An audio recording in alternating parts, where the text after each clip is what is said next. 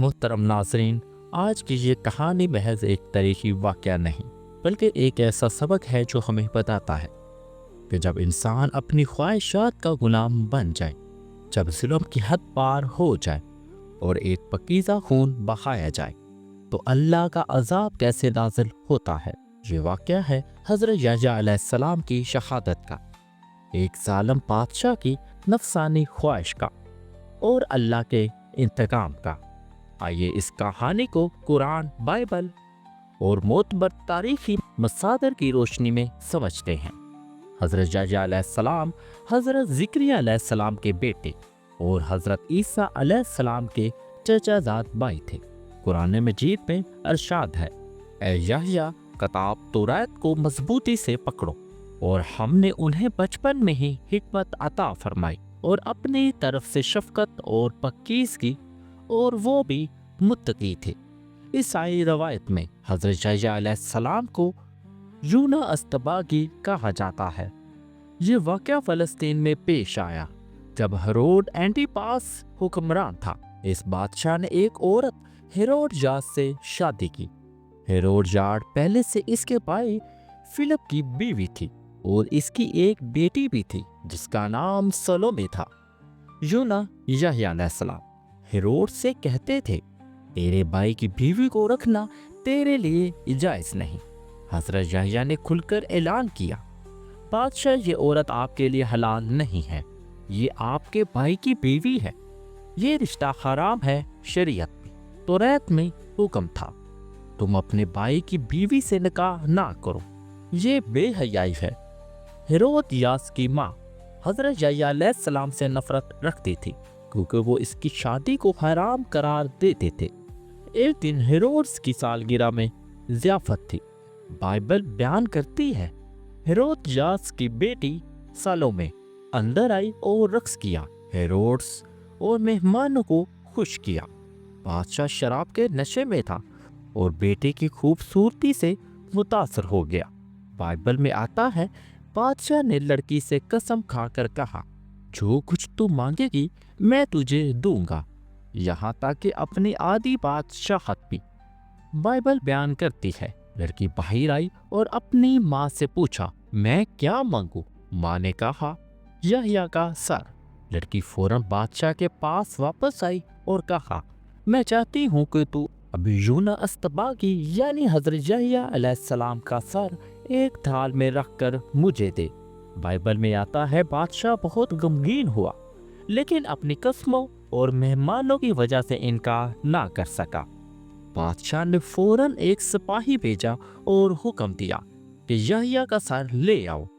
Bible بیان کرتی ہے، سپاہی نے قید خانے میں جا کر یونا کا سر قلم کر دیا اور اسے ایک تھال میں رکھ کر لڑکی کو دے دیا، اور لڑکی نے اپنی ماں کو۔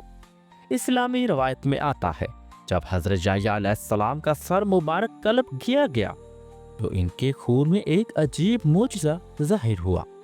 خون رکنے کا نام نہیں لے رہا تھا بلکہ ابلتا رہا اور ابلتا رہا۔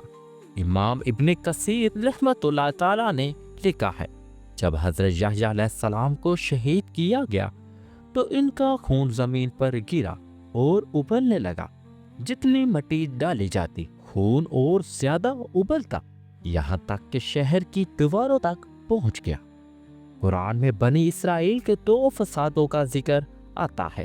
اللہ تعالیٰ فرماتے ہیں، اور ہم نے بنی اسرائیل کو کتاب میں فیصلہ سنا دیا کہ تم زمین میں 2 مرتبہ فساد کرو گے اور بڑی سرکشی کرو گے۔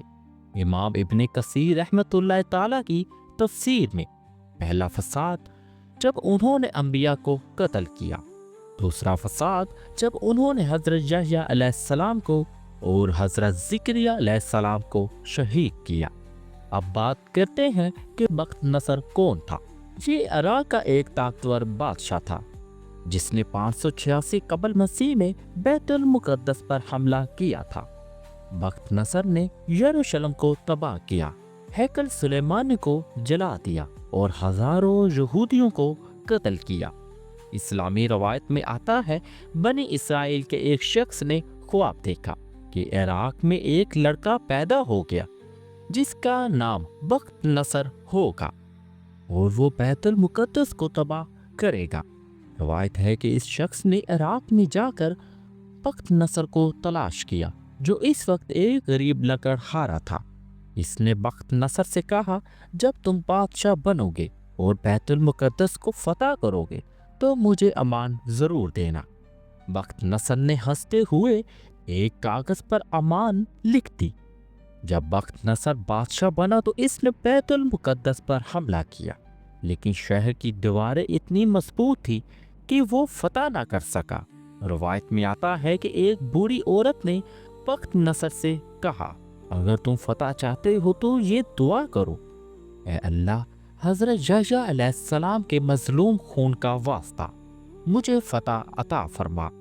بخت نصر نے لشکر کے 4 حصے کیے، چاروں طرف سے محاصرہ کر دیا اور یہ دعا کی، اے رب ذوالجلال، حضرت یحییٰ علیہ السلام کے پاکیزہ اور مظلوم خون کا واسطہ مجھے فتح عطا فرما۔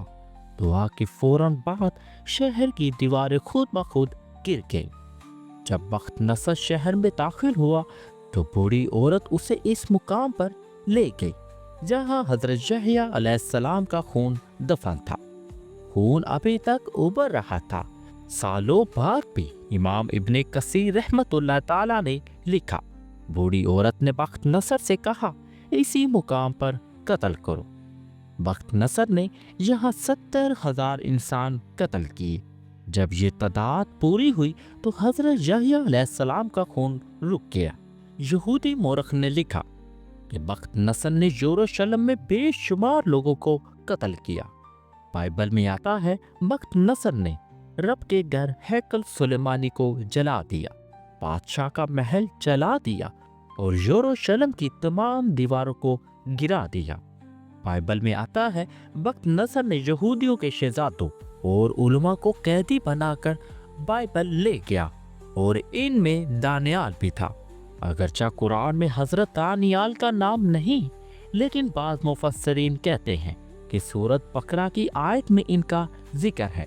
اللہ تعالیٰ فرماتے ہیں، پھر جب ان دونوں میں سے پہلے کا وعدہ آیا تو ہم نے تم پر اپنے ایسے بندے مسلط کر دیے جو بڑے جنگجو تھے۔ امام ابن کثیر نے لکھا، یہ اللہ کی سنت ہے کہ جب کسی مظلوم کا خون بہایا جائے تو اللہ اس کا بدلہ ضرور لیتا ہے، خواہ دنیا میں یا آخرت میں۔ محترم ناظرین، یہ واقعہ ہمیں کیا سکھاتا ہے؟ نمبر 1، حق گوئی کی قیمت۔ حضرت یحییٰ نے حق بات کہی اور شہید ہو گئے۔ نمبر 2، نفس کی غلامی۔ بادشاہ نے اپنی خواہش کی خاطر نبی کو قتل کر دیا۔ نمبر 3، اور اللہ کا انتقام۔ ظلم کی سزا ضرور ملتی ہے، مظلوم کا خون بے آواز نہیں رہتا۔ اے اللہ، ہمیں حق پر ثابت قدم رکھ، ہمیں نفس کی غلامی سے بچا اور ہمیں انبیاء کے راستے پر چلا دے۔ آمین یا رب العالمین۔